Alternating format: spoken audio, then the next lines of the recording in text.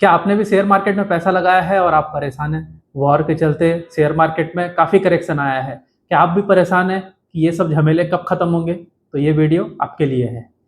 चलिए इस वीडियो में हम डिस्कस करते हैं कि आगे क्या होने वाला है, किस सेक्टर में अच्छी तेजी आएगी और किस सेक्टर में करेक्शन आ सकता है। नमस्कार, मेरा नाम है अरुण कुमार अग्रवाल और मैं एक सेबी रजिस्टर्ड रिसर्च एनालिस्ट हूँ। अभी आप देखेंगे बहुत सारे सेक्टर में, बहुत सारे कंट्री में बहुत कुछ उथल-पुथल चल रहा है, बहुत इश्यूज चल रहे हैं। जैसे इंडिया पाकिस्तान का भी हुआ था, रसिया यूक्रेन का काफ़ी समय से चल रहा है। अभी एक नया चालू हो चुका है ईरान, इज़राइल और अमेरिका के बीच में। इसके चलते बहुत सारे इश्यूज आ रहे हैं और बहुत सारे सेक्टर में अप्स एंड डाउन है। ये सब के बीच में सोचने वाली बात है कि एक आम इन्वेस्टर करे तो क्या करे? किस सेक्टर में इन्वेस्टमेंट करे? क्या ऐसा कोई शेयर है जो रिस्क हो सकता है आने वाले दिनों में? इस वीडियो में हम एक-एक करके हर एक सेक्टर को डिस्कस करने वाले हैं। किस सेक्टर में हमें एडवांटेज लगता है और किस सेक्टर में हमें डिसएडवांटेजेस लगता है। इस करंट सिनेरियो में एक नॉर्मल इन्वेस्टर को क्या करना चाहिए? सबसे ज़्यादा इम्पैक्ट जिस सेक्टर को होगा नंबर 1 पे आता है एनर्जी के रिलेटेड, वो है क्रूड ऑयल से। पेट्रोल, डीज़ल से लेके एविएशन से जितने भी रिलेटेड शेयर हैं, जैसे इंडिगो है हमारे कंट्री में, जैसे केमिकल रिलेटेड जितने भी शेयर्स हैं, उन सब पे बहुत ज़्यादा इम्पैक्ट आने वाला है क्योंकि ये सब क्रूड ऑयल से ही निकलते हैं। तो मुझे लगता है एविएशन में काफ़ी दिक्कत रहेगी आने वाले दिनों में। इतना इमीडिएटली ये सब चीज़ें सेटल डाउन नहीं होगा। सब चीज़ें नॉर्मल होने के बाद भी कुछ महीने या आधा साल लग सकता है कि ये सब सेक्टर स्टेबल हो। नेक्स्ट आता है सेकंड सेक्टर, मैन्युफैक्चरिंग सेक्टर में इंपोर्ट एक्सपोर्ट में भी काफ़ी डिस्टर्बेंस चल रहा है। लॉजिस्टिक सेक्टर में भी काफ़ी डिस्टर्बेंस चल रहा है, जिसके चलते मैन्युफैक्चरिंग में काफ़ी डिस्टर्बेंस रहेगा। हमारा तीसरा सेक्टर आता है एफएमसीजी सेक्टर। एफएमसीजी सेक्टर में भी लॉजिस्टिक के रिलेटेड काफ़ी इश्यूज होंगे और अभी गैस से रिलेटेड भी काफ़ी इशू चल रहा है, तो कुकिंग में भी काफ़ी दिक्कत होगी। तो एफएमसीजी सेक्टर भी मुझे लगता है बहुत दिक्कत दे सकता है। ऐसे तो और भी बहुत सारे सेक्टर हैं जिनको बहुत इम्पैक्ट होगा, लेकिन ये 3 सेक्टर मुझे लगता है कि सबसे ज़्यादा इम्पैक्टफुल रहेंगे और इनमें बहुत नुकसान होगा। आने वाले दिनों में समय लगेगा इसे रिकवरी होने के लिए। चलिए अब बात करते हैं टॉप 3 सेक्टर जिसको बहुत ज़्यादा बेनिफिट होने वाला है इस करंट सिचुएशन में। उसमें सबसे पहला सेक्टर आता है ऑयल के रिलेटेड जितने भी सेक्टर हैं, जैसे ओएनजीसी हो गया, ऑयल इंडिया हो गया। इन सेक्टर को बहुत ज़्यादा बेनिफिट होगा क्योंकि ये सब कंपनी इंडिया से भी ऑयल जनरेट करते हैं और हाई प्रॉफिट मार्जिन के चलते इनका शेयर मुझे लगता है आने वाले दिनों में काफ़ी पंप हो सकता है। सेकंड सेक्टर आता है डिफेंस सेक्टर। अभी जैसे आप जानते हैं हर जगह वॉर का सिनेरियो चल रहा है और हर जगह डिमांड है डिफेंस के इक्विपमेंट्स की, तो मुझे लगता है डिफेंस सेक्टर भी बहुत अच्छा परफॉर्म करेगा आने वाले दिनों में और अभी भी कर रहे हैं। मार्केट में ऊपर नीचे ज़रूर हो रहा है, कई जगह सेंटिमेंट ऊपर नीचे ज़रूर होता है, बट डिफेंस सेक्टर मुझे पहले भी स्ट्रॉन्ग लगता था, अब भी स्ट्रॉन्ग लगता है और आई थिंक फ्यूचर भी इसका स्ट्रॉन्ग होगा। तीसरा सेक्टर जो कि मेरा फेवरेट सेक्टर है और मुझे लगता है अभी भी उसका एडवांटेज है और आने वाले दिनों में भी एडवांटेज रहेगा, वो है एनर्जी का सेक्टर, सोलार का सेक्टर। जैसा कि आप जानते हैं ऑयल पर डिपेंडेंसी हर एक कंट्री कम करना चाहती है, ऑयल में बहुत इश्यूज़ है, हमारी करेंसी भी काफ़ी वीक होती है क्योंकि हम बहुत ऑयल को इम्पोर्ट करते हैं। तो अभी गवर्नमेंट कोशिश कर रही है मैक्सिमम टू मैक्सिमम हम सोलार पे डिपेंडेंट रहें, विंड एनर्जी पे डिपेंडेंट रहें, इसलिए एनर्जी सेक्टर मुझे काफ़ी अच्छा लगता है और बहुत सारे स्टॉक्स मैं आपको आगे स्क्रीन पे भी शो करूँगा कि उसमें बहुत अच्छा स्टेबिलिटी है, तो एनर्जी सेक्टर हो सकता है एडवांटेज वाला। चलिए मैं आपको शो करता हूँ कुछ कंपनी के फंडामेंटल और टेक्निकल चार्ट पैटर्न्स को कि उसे देख के अभी क्या लगता है करंट मार्केट सिनेरियो पे। सबसे पहले हम बात करते हैं निफ्टी 50 के फंडामेंटल के बारे में। निफ्टी 50 का फंडामेंटल देखना बहुत ज़रूरी है। अगर निफ्टी 50 का अगर हम निफ्टी यहाँ से काफ़ी गिरी हुई है, अगर हम देखेंगे तो यहाँ से गिरी हुई है लगभग 26,000 से गिर के अभी 22,800 के आसपास कुछ चल रहा है। हम पी रेशियो देखते हैं, अभी पी रेशियो चल रहा है 19.9 का, तो 20 का लेके चलता हूँ मैं। इसका एवरेज पी होता है 21.9 का, 21.9 का होता है एंड करंट ये अभी ट्रेड कर रहा है 19.920 जो मैंने बताया, तो मतलब एवरेज पी से ये नीचे ही ट्रेड कर रहा है। अब हम सिचुएशन देखते हैं कि जब जब ये फॉल हुआ था तो पी रेशियो कितना गया था। यहाँ जैसे आप अगर पी देखेंगे, ये 2008 की बात है जब क्राइसिस आया था, तो 11 का पी तक जा चुका था निफ्टी। उसके बाद अगेन जब ये यहाँ पर इशू आया था 2016 में 18 तक चले गया था, उसके पहले 15 में गया था, तो ये ऊपर ही जा रहा है 11, फिर यहाँ पर 15, फिर यहाँ पर 19, फिर ये कोविड का बहुत बड़ा क्रैश आया था ये 17 का। तो हर बार अगर कुछ बड़ा होता है तो ये नीचे जाता है बहुत ज़्यादा, छोटे मोटे पे ये 15, 16, 17 ऐसा ही है एंड मेजर कुछ चीज़ें आती है तो ये ज़्यादा गिरता है। कोविड के समय पे ये आई थिंक या कोविड के समय भी ये 18-19 पे था और अभी ये उसी रेंज पे है लगभग। मतलब एक कोविड के समय पे आ चुका है लगभग निफ्टी, अगर आप देखेंगे पी रेशियो के हिसाब से कोविड के रेट पे आ चुका है निफ्टी 50, तो काफ़ी सस्ता होता है। निफ्टी की चार्ट पैटर्न की अगर बात करें, मैंने वीकली लिया है थोड़ा ब्रॉड व्यू, क्योंकि मैं ट्रेडर नहीं हूँ, मोस्टली मैं स्विंग ट्रेड या इन्वेस्टमेंट ही करता हूँ। तो अभी 22,500 पे चल रहा है, आज की तारीख है 2 अप्रैल, एंड मैं एक्सपेक्ट कर रहा हूँ 21,800 के आसपास हो सकता है। इस रेंज पे काफ़ी बाइंग हो रही है, अगर आप देखेंगे काफ़ी वीक्स हैं, ये बहुत सारे वीक्स हैं, मतलब यहाँ पर परचेजिंग हो रही है बहुत अच्छी। सेम यहाँ पर भी ऐसे बहुत सारे वीक्स बने थे, आप देख सकते हैं, और उसके बाद मार्केट ऊपर ही गया था। एक अच्छा वीक बनता है बिफोर बाइंग, तो मुझे लगता है इस लेवल से रिबाउंड होगा मार्केट। हो सकता है बहुत ऊपर ना जाए, नीचे भी जा सकता है, बट एक टेम्परेरी मुझे लगता है यहाँ से एक अपसाइड मिल सकता है।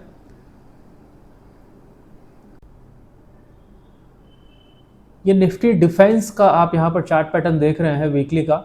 अगर आप यहाँ देखेंगे तो कुछ फॉल आया ही नहीं है, अगर टॉप से आप देखेंगे तो हार्डली ये 17% का ही फॉल है, बहुत छोटा फॉल होता है, जबकि मार्केट बहुत ज़्यादा गिर चुका है। इसका मतलब डिफेंस काफ़ी स्ट्रॉन्ग है, क्योंकि अभी वॉर का सिनेरियो चल रहा है, हर तरीके से अगर आप देखेंगे तो हर जगह वॉर का ही टाइम चल रहा है।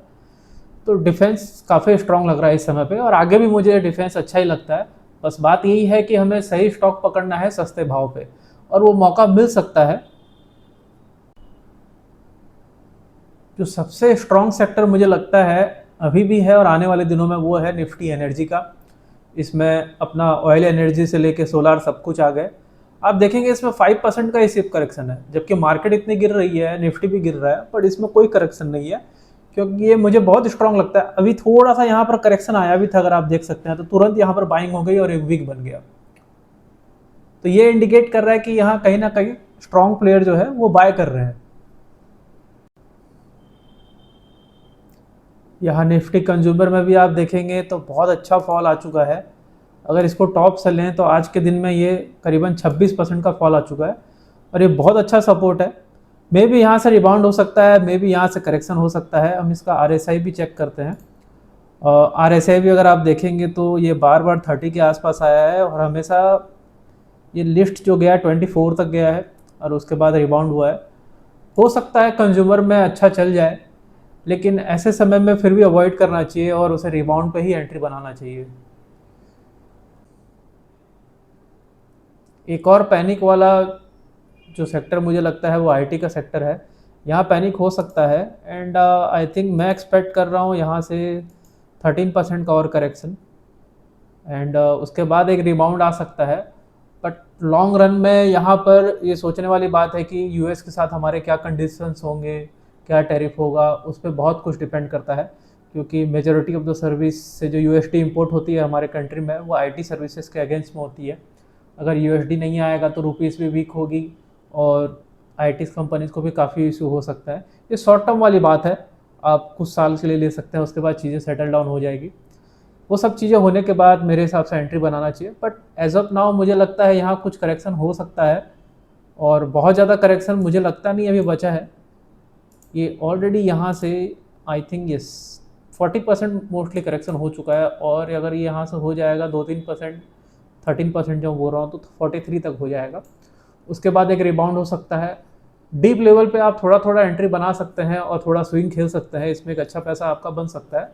बट एक मोटा कैपिटल इन्वेस्टमेंट आपको अभी नहीं करना चाहिए IT सेक्टर में। ऐसा नहीं है किसी भी सेक्टर में कमाई नहीं है या कहीं पर भी मूवमेंट नहीं है। जैसे अभी मेटल में तेजी था कुछ समय पहले, तो सारे पैसे मेटल पे जा रहे थे, गोल्ड एंड सिल्वर पे। अभी जैसे वॉर का सिनेरियो चल रहा है, डिस्टर्बेंस चल रहा है, तो स्मार्ट मनी क्या करते हैं, जिस जिस सेक्टर पे उन्हें ज़्यादा तेजी लगती है वहाँ पैसे मूव करते हैं। जैसे डिफेंस हो गया, ऑयल हो गया, सोलार एनर्जी हो गया, उन सब सेक्टर पे काफ़ी बाइंग हो रही है। ये सब मैं आपको चार्ट पैटर्न पे ऑलरेडी दिखा चुका हूँ कि कहाँ पर बाइंग हो रही है, कहाँ पर सेलिंग हो रही है। चार्ट पैटर्न सब कुछ नहीं है, लेकिन चार्ट पैटर्न अगर आप क्लोजली मॉनिटर करेंगे तो आपको कहीं ना कहीं सिग्नल मिल जाता है कि यहाँ सेलिंग क्यों हो रही है, और ये शेयर गिर भी रहा है तो क्यों गिर रहा है, और चढ़ भी रहा है तो क्यों चढ़ रहा है, और कंसोलिडेशन भी हो रहा है तो क्यों हो रहा है, क्योंकि उसके पीछे कुछ ना कुछ रीजन होता है। दोस्तों, ऐसा जरूर हो सकता है कि कुछ साल तक शेयर मार्केट में रिटर्न ना बने, या फिर हो सकता है सब कुछ अभी नॉर्मल हो जाए और शेयर मार्केट में एक अच्छा खासा पंप आ जाए। हमें दोनों सिनेरियो के लिए तैयार रहना पड़ेगा। एक बहुत बड़े इन्वेस्टर ने एक बहुत अच्छी लाइन कही थी, only two people know the top and bottom, one is the liar and one is the God. और वो बड़े इन्वेस्टर का नाम था श्री विजय केडिया जी। ये बात मुझे बहुत अच्छी लगती है और मेरे दिल को छू गई, क्योंकि एकदम सही बात है। कोई भी बॉटम और टॉप को नहीं जानता है, सब कोई सट्टा करते हैं और चार्ट पैटर्न के हिसाब से एज्यूम करते हैं। चार्ट पैटर्न एक बाइंग एंड सेलिंग का बस एक छोटा सा ओवरव्यू देता है पॉसिबिलिटीज के ऊपर। लेट सपोज आपने चार्ट पैटर्न देखा, सपोर्ट लेवल पे आ चुका है और यहाँ से रिबाउंड होना चाहिए, बट सडनली कुछ टैरिफ का न्यूज आ जाता है या सडनली वॉर का न्यूज, या फिर ले लीजिए पाकिस्तान ने वार कर दिया इंडिया पे, तो क्या वो सपोर्ट लेवल काम आएगा? नहीं आएगा। एक पैनिक क्रिएट हो जाएगा और वहां से सेलिंग हो जाएगी। ये एक जनरल डेटा है जो पास्ट के हिसाब से एज्यूम किया गया है कि ऐसा हो सकता है, बट यहाँ कोई श्योरिटी नहीं है। तो आप अपने पैसे को सेफ रखिए और उस हिसाब से इन्वेस्टमेंट कीजिए। अगर आप गैम्बलिंग करेंगे, गलत तरीके से पैसे लगाएंगे शेयर मार्केट में, तो आपका नुकसान होगा। लेकिन आप बिजनेस को समझेंगे, सस्ते वैल्यूएशन पे शेयर्स को खरीदेंगे, तो डेफिनेटली आपका अच्छा खासा पैसा बन सकता है। तो आप शेयर मार्केट को सही तरीके से इन्वेस्टमेंट करने के लिए सोचिए। गलत तरीके से करेंगे तो आपका पैसा डूब भी सकता है। एंड में मैं आपको एक कंक्लूजन देता हूँ, ये टोटली मेरा पॉइंट ऑफ व्यू है। आपको क्या डिसीजन लेना है या अपने फाइनेंशियल एडवाइजर से आप जरूर राय लें कि हमें क्या करना चाहिए। तो सबसे पहली बात यह आती है, किसी भी शेयर्स को आपको खरीदना है तो आपको सस्ता खरीदना है। सस्ता खरीदना है, महंगा कोई भी शेयर्स नहीं खरीदना है, और सेक्टर को फोकस रखते हुए आपको खरीदना है। अब इसमें दो टाइप के इन्वेस्टर आते हैं। फर्स्ट टाइप के इन्वेस्टर आते हैं swing trader investor. Even though आप स्विंग ट्रेड कर रहे हैं, आप जरूर फंडामेंटल को ध्यान दें, सेक्टर को ध्यान दें और सस्ते शेयर लें।